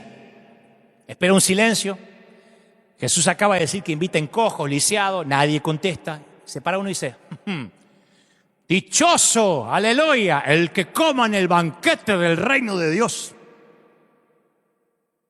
Pero Jesús no se deja distraer. Los religiosos no soportan que se les hable directo, por eso sacan esas frases siempre grandilocuentes. Porque no toleran la respuesta directa, porque no las están buscando. Ellos hacen preguntas trampa, pero no están buscando información, quieren una razón para juzgar siempre. Por eso muchos prefieren hablar el lenguaje cristianés, que es un dialecto que no dice nada concreto, pero te hace quedar espiritual. Aleluya, bendito sea el Cordero, gloria al Señor, aleluya, dichosos, gloria. Pero no están diciendo nada. Así que el espiritualoide dice, dichoso el que coma en el banquete del reino de Dios. Jesús lo mira, lo ignora y hace lo de siempre. Ignorar a lo que se quieren hacer notar con frases cristianoides que no vienen al caso. Son como los monoversículos que escriben, que no sepa tu mano derecha lo que da a la izquierda, que es el único versículo que se aprenden, además de que el diezmo no está en el Nuevo Testamento. Son las dos cosas que se aprenden. Como detestan dar, que no sepa tu mano izquierda lo que da a la derecha, dice la Biblia, y el diezmo no está en el Nuevo Testamento. O sea, podrían continuar su vida siendo mezquinos, tacaños, egoístas, pero quedándose calladitos. Los mexicanos dicen, calladito te ves más bonito. Pero no aguantan las ganas de parecer espirituales. Y Jesús los ignora, lo ignora y empieza a narrar un episodio acerca de una lista de invitados a la fiesta del reino. Y el anfitrión de la fiesta dice, oh no, ahí vamos de nuevo. Otra vez la burra el trigo. Todavía no se pueden tomar la sopa. Jesús dice, cuenta un relato y se le voy a contar una historia. Eran un montón de invitados que tenían que llegar a una fiesta, pero insultan al hombre que la organizó, presentando a último momento excusas poco convincentes. Que me tengo que casar, que justo hoy iba a cambiar el celular, que me encantaría ir a tu fiesta, pero como a veces pasaba antes de la pandemia en un montón de iglesias, ¿no? Hay un montón de iglesias que dicen, ay, cómo extraño los servicios. Pero al nene se le atravesaba un cohete, un gas. Y ay, no puedo ir porque el nene se le atravesó un gas. Voy el otro domingo. No voy porque hoy es el Super Bowl. No voy porque me salió un trabajo en Target de $30 al día. Entonces, cuando las prioridades no están ordenadas, es un insulto al que decimos honrar. Y como es de esperar, cuenta Jesús, el dueño de la fiesta, de la casa, se enfurece de esta historia que contaba. Pero inesperadamente transforma su enojo en gracia.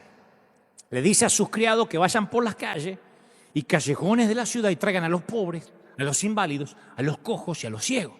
Esa gentuza de clase turista de nuevo. ¿Qué le pasa a este Jesús? No puede dejarnos tener la cena en paz. Dice Jesús, el criado hace lo que el amo le indica, pero todavía le dice que hay espacios vacíos en la mesa. Y el amo lo invita a realizar una segunda redada, pero esta vez que vaya a los caminos y a las veredas, ya no a los conciudadanos, a los forasteros. Y Jesús, ojo, el verdadero, no el pusilánime de los religiosos que se deja asustar por los matones del patio. Este Jesús les arruina la comida a todos. El anfitrión dice, haceme acordar que no invitemos nunca más a este tipo, Me hizo quedar mal con todos. Es soberbio, le falta amor de Dios. Este tipo tiene cero roce social, no puede mantener cerrada esa gesta, no lo inviten más. Le estaba dando vuelta su sistema clasista. Por eso entendemos cada vez que vemos a Jesús así, ¿por qué lo llevaron a la cruz? Hace poco leía, a razón de esta pandemia, las epidemias que golpearon al mundo en la antigüedad. Hubo una en que morían diariamente 5.000 personas solo en la ciudad de Roma. poquito después de que Jesús ascendiera. Y en la mayor parte del mundo la gente respondió con pánico. No había ninguna clase de orientación, en los escritos de Homero ningún mandamiento, el dios griego Zeus nada dijo de cuidar a los moribundos, al menos sin arriesgar la propia vida, entonces morían sin que nadie los mirara. Y había muchísimas casas en que todos sus habitantes morían por falta siquiera del intento de cuidarlos, y los cadáveres se apilaban uno encima de otros, en una gran epidemia que hubo en Roma.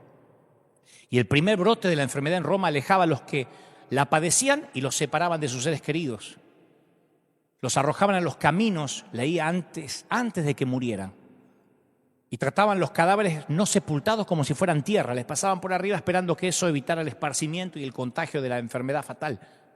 Pero hubo en ese mundo una comunidad que recordó que seguían a un hombre que tocaba a los leprosos mientras todavía eran impuros, que tocaba a los piojosos, que les había dicho a sus discípulos que fueran a sanar a los enfermos, que generó discusiones durante las cenas, abochornando comensales de mesas enteras. Tuve hambre y me diste de comer, tuve sed y me diste de beber, fui forastero, me diste alojamiento, necesité ropa, me vestiste, estuve enfermo, me atendiste. Te aseguro que por cuanto lo hiciste por mis hermanos y mis pequeñitos, lo hiciste por mí. Y la idea de que el más pequeño de estos enfermos debía ser valorado, la idea de que si Jesús valoraba gorriones y cabellos, era darse cuenta que Jesús estaba presente en el marginado que sufría. Esa fue la esencia de esta revolución para la humanidad. Esto produjo una nueva visión de la valía del ser humano. La compasión llegó a ser la marca de este movimiento llamado iglesia cuando éramos una iglesia que nos compadecíamos. Entendía que no se trataba de una parte opcional del equipaje del cristiano. Bueno, si querés podés bendecir a los pobres, no era opcional. A mí me sorprende que cuando nosotros contamos que ayudamos, hay un montón de gente que dice, pero les predican, ¿de qué sirve llevar comida a la India si tienen dioses paganos? Nunca el Señor dijo, fíjense si los moribundos creen en mí, porque si no le pegan una patada y lo dejan morir. Yo te voy a dar una mala noticia.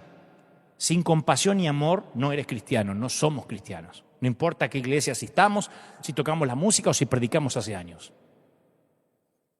El protocolo de cómo se asignan los asientos en este vuelo está cambiando. Estuvo cambiando y sigue cambiando. El apóstol Pablo declaró, ya no hay judío, ni griego, esclavo, ni libre, hombre, ni mujer, sino que todos ustedes son uno solo en Cristo Jesús. Y corrió la cortinita que separaba primera clase, business, de turista.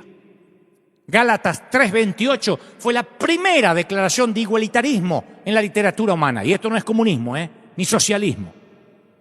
Es saber que a todos Dios ama por igual. Yo quiero hablarle a los rotos clase turistas como yo. Porque por ahí algunos hasta este momento dicen, le estás hablando a los clasistas, pero también les voy a hablar a los rotos. Al menos en este último tramo del mensaje. ¿Alguna vez empezaste un trabajo o un ministerio y te preguntaste, ¿cómo fue que me llamaron? ¿Cómo es que Dios me llamó? No estoy calificado, yo lo digo y lo dije un montón de veces. De verdad, yo nunca estuve calificado, ni voy a estar calificado. Yo nunca fui a un congreso de predicadores y me sentí Messi. Nunca. Siempre decís, ¿por qué me invitan a mí? Mira los teólogos que hay, los profetas, siempre, pero no era una falsa modestia, Y esa ruptura de la fe, porque yo creo que es una ruptura de la fe, comienza cuando nuestra confesión interna está opuesta a nuestra posición exterior. Te lo voy a poner así, es la guerra entre quienes somos y quienes creemos, pensamos y decimos que somos. Las brechas de fe que se toleran, al final se convierten en una forma callada, en creencias dominantes que te llevan a sabotear lo que Dios te calificó para lograr.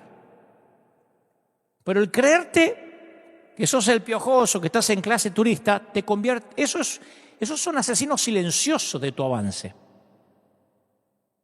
Puede que Dios nos esté llamando, pero si en nuestro interior no creemos que Él es capaz de calificarnos, nunca vamos a responder a la puerta. ¿Qué da forma a sentirnos clase turista? Bueno, la mayoría que miramos nuestro pasado y después miramos nuestro presente y ahí intentamos determinar para qué estamos y para qué no estamos calificados. Y cada una de estas miradas atrás y a nuestro alrededor sirve como un tanteador mental al evaluar nuestras calificaciones para lo que deberíamos perseguir o evitar en la vida. A ver, si tu calificación en caligrafía, mira lo que te voy a decir, un ejemplo sencillo, no fue buena cuando estabas en la secundaria, lo más probable es que pienses, yo que voy a escribir un libro.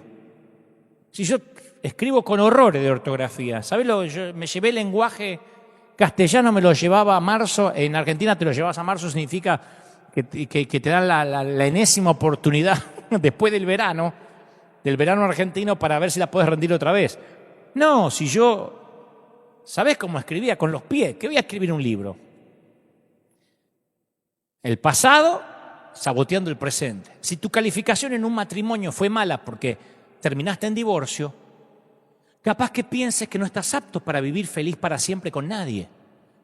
No, yo no puedo hacer feliz a nadie, yo fracasé en mi matrimonio. ¿Y? Si no sos el primero en la lista para un ascenso, no solicitas el puesto que está vacante. No, ¿qué me van a elegir a mí si a mí nunca me felicitaron por lo que hago? O sea, cuando oíste suficientes veces que no estás calificado, puede que comiences a pensar que estás descalificado para casi todo. Y entonces en tu vida cristiana y en tu vocabulario se introduce un deseo que no tienes ganas de presentarte nunca más a otra oportunidad, ni decir sí a una zarza que arde, para oír que tú no eres el escogido otra vez. Pero la noticia es que Él no va en pos de los calificados para llevar a cabo sus planes y propósitos, sino que escoge mirar el interior. ¿Cómo te ama el Señor? Y Él ve lo que nadie ve. Dios rompe las reglas para encontrar a quien quizá no califica socialmente, pero sí califica espiritualmente. Su libertad de esa rígida, de esa ridícula vara de medir del hombre que plaga, que mina nuestra sociedad, ofrece el mismo refugio y paz a los justos que a los pecadores, a los creyentes que a los incrédulos, a los aventajados y a los desfavorecidos. Capaz que estás calificado moralmente, pero no profesionalmente. Decir, yo soy un hombre honesto, una mujer honesta, pero no soy bueno en la profesión. Tal vez superás a tus compañeros intelectualmente, pero no estás pulido socialmente. Tal vez intelectualmente estás por encima de la media, pero te falta roce social, viajar. Capaz que tu portafolio está lleno creativamente, pero vacío académicamente, como me pasó a mí por años. ¿Usted dónde estudió? Yo siempre fui autodidacta de leer mucho, pero nunca estudié de manera formal. Entonces, yo tenía mi portafolio, mucho conocimiento, creía, pero no tenía el respaldo académico. Capaz que estás bien considerado ministerialmente, pero no eres astuto para generar recursos financieros que te sostengan. Hay muchos hombres y mujeres de Dios que son hombres leales, pero no tienen el alma empresarial de construir algo grande, de autosostenerse. Y no está mal, pero dice, yo no sé cómo generar recursos. Sean cuales sean tus fortalezas y debilidades, todos inclinamos la balanza de lo calificado y lo descalificado de un punto a otro. Y cada sociedad tiene a sus intocables, a sus piojosos, por motivo de raza, posición social, idioma, educación o doctrina. Y todos nosotros, en cierta etapa nos sentimos como intocables, inaceptables, extranjeros, indignos.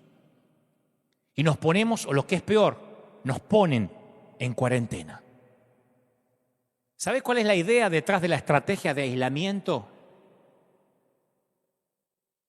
El aislamiento, digo, a los pecadores, el pensar que el pecado y el sufrimiento son contagiosos. ¿Sabes cuál es la estrategia?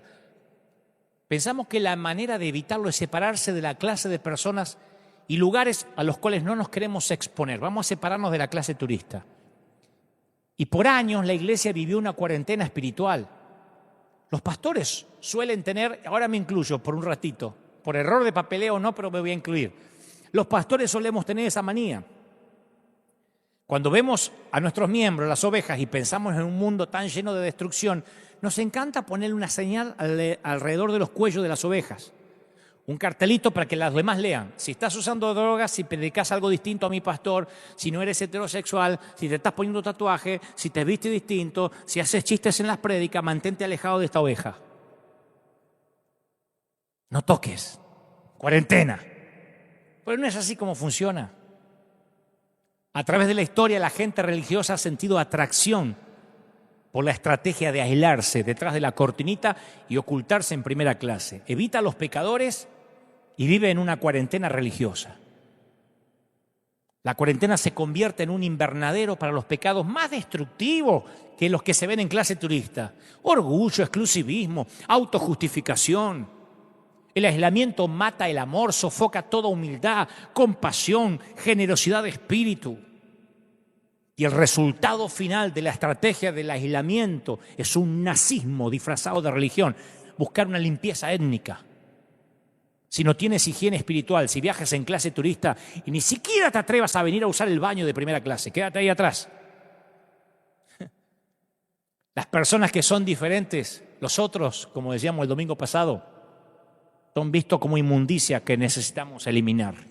Por eso hay tantos mensajes por ahí. Ya vas a arder en el infierno. Ya vas a pagar. Y Jesús aclara que Él rechaza la estrategia del aislamiento. Jesús no llamó a sus seguidores para que vivieran en cuarentena, los llamó para hacer un hospital. Imagínate un hospital donde los médicos digan, hoy tuve un gran día, no me infecté. Mis pacientes están llenos de sucios gérmenes, pero yo me mantuve afuera. Ni entré al hospital. Capaz que se están muriendo, pero yo no toqué ninguno de ellos, no me infecté. Gloria a Dios. Fue un lindo día, mi amor, le dice la mujer. Prepárame la comida. Ni entré al hospital porque estaba lleno de enfermos. No hay distinción de clases para Jesús. Y no debería haberlo para nosotros, porque Michael Jackson se fue tan desnudo como el abuelito indigente con una botella de vino barato en la mano. Van Halen se fue esta semana sin nada, como lo haremos cada uno de nosotros. Y si acaso crees que tienes un título, úsalo para servir a los que crees que merecen viajar atrás. Consejo que no me estás pidiendo, pero si me aguantaste hasta ahora, te lo voy a dar. Quítate la túnica, ceñite la toalla y ponete a lavar pies. Y si te cuesta hacerlo como a veces me cuesta a mí, capaz porque nunca tuvimos un encuentro con nuestro Salvador. Y si no lo tuviste, te invito a hacerlo ahora. Permite que Jesús entre en tu corazón. Dile, Señor, cambia mi vida, transfórmame, cámbiame, renuévame, hazme de nuevo, como el barro en las manos del alfarero. Voy a orar por todos los que están del otro lado, por los rotos, por los que están en clase turista. Voy a orar para que el Señor te bendiga, para que haga resplandecer su rostro sobre ti. Oro por el escuadrón de búsqueda en combate contra las filas invasoras. Oro por niños, jóvenes, ancianos y adultos. ¿Pueden sentirlo? Yo me gustaría que en los últimos minutos te pongas de pie. Quiero que todos los que se han sentido discriminados desde el domingo pasado, Dios nos viene hablando casi lo mismo. Está sanando a la gente que se ha sentido rara, a la gente que nunca encajó dentro del estatus, a la gente que se sentía fuera del establishment y decía, yo no encajo, yo no sé si soy diferente, si Dios no me ama, y encima la estructura eclesiástica te hizo sentir que estaba fuera. Pero el Señor con ojos nuevos, este señor que iba a las fiestas y adrede ocasionaba discusiones, era un Dios que pisaba, era un Señor que pisaba callos, porque quería que la verdad saliera a la luz, porque Él no soporta que un grano se quede detrás, escondido del maquillaje. Él aprieta, y perdona el ejemplo, hasta que la pus sale. Él aprieta hasta que la pudredumbre sale, porque es la única manera de limpiar una herida. Jesús no pone apósitos, Él no coloca curitas, Él va a fondo y extiende extirpa el cáncer, quita el tumor. Y Él está quitando los tumores de orgullo, de egolatría. Las cosas que han dañado el cuerpo de Cristo están saliendo. Y esto significa de que viene un tiempo donde vamos a entender la equidad, donde vamos a entender que somos iguales, que Dios ama Argentina, ama Colombia, Ecuador, Perú, Dominicana, Cuba, todos, Venezuela, que Dios ama cada país, la India, África, todos. Dios ama a los chinos, Dios ama a la China. A veces uno piensa, pero Dios de verdad puede amar a un país donde el murciélago, qué sé yo, Dios los ama. Dios vino a dar su vida por todos, nos guste o no nos guste, nos caigan simpáticos o no. Y eso viene sobre la iglesia. Yo siento un nuevo tiempo, un nuevo momento de unción, de presencia, donde Dios hará todas las cosas nuevas, donde el sistema asignado de asientos se seguirá dando vuelta. Bendigo a los que están del otro lado, a los que me escuchan por primera vez, bendigo a los que se decían ateos, a los católicos queridos, bendigo a los que son evangélicos, a los que se consideran reformados, protestantes, a todos. Dios te bendiga, Dios te guarde y haga resplandecer su rostro sobre ti. Nos estamos yendo. Me encantó transmitirte lo que Dios ha puesto en mi corazón. Gracias. Soy un simple cartero que transmito lo que creo Dios me dijo que te diga. Me pongo como ejemplo en todo. Puedo hablar de todos los errores. Puedo criticar porque yo soy el primer autocriticado. Porque todo esto no es algo que vi, sino algo que viví. Porque soy un legalista en recuperación. Y como legalista en recuperación te bendigo. Que Dios haga resplandecer otra vez su rostro sobre ti. Escuadrón de búsqueda en combate contra las filas invasoras. Nos vemos el próximo domingo. En un ratito, en menos de una hora, ya estamos en CNN Radio AM 950. No se lo pierdan los de Argentina. Y todo el mundo lo puede escuchar también a través de cnnradio.com.ar. Hoy vamos a hablar en un ratito con Ricardo Montaner, con Julián Weich. No se lo pierdan en un ratito, en menos de una hora. Que Dios te bendiga. Que Dios te guarde. Gracias por estar ahí, gente. Nos vemos el domingo que viene. Los dejo con la placa, no la flaca, la placa final, para que puedan comunicarse con nosotros. Chao. Que Dios te bendiga. Hasta el domingo.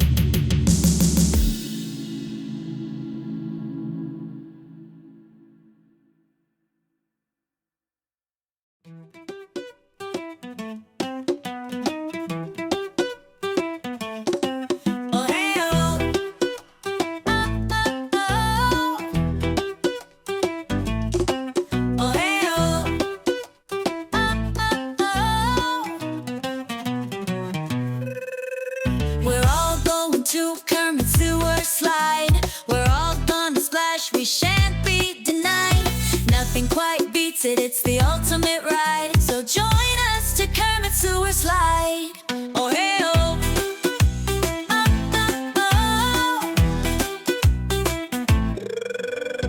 if you're feeling sad or mad at your dad, don't you fret, we got the solution for that.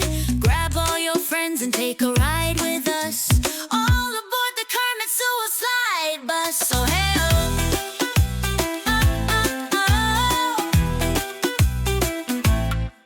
oh hey oh,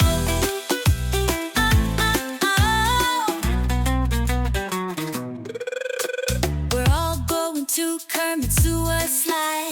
We're all gonna splash, we shan't be denied. Nothing quite beats it, it's the ultimate ride. So join us to Kermit Sewer Slide. Oh hey oh,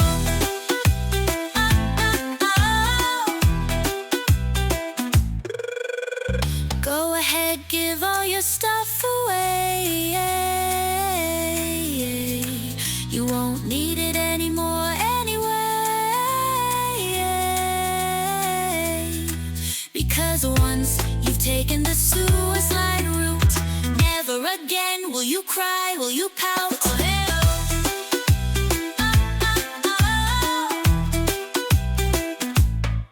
Oh, hey, oh.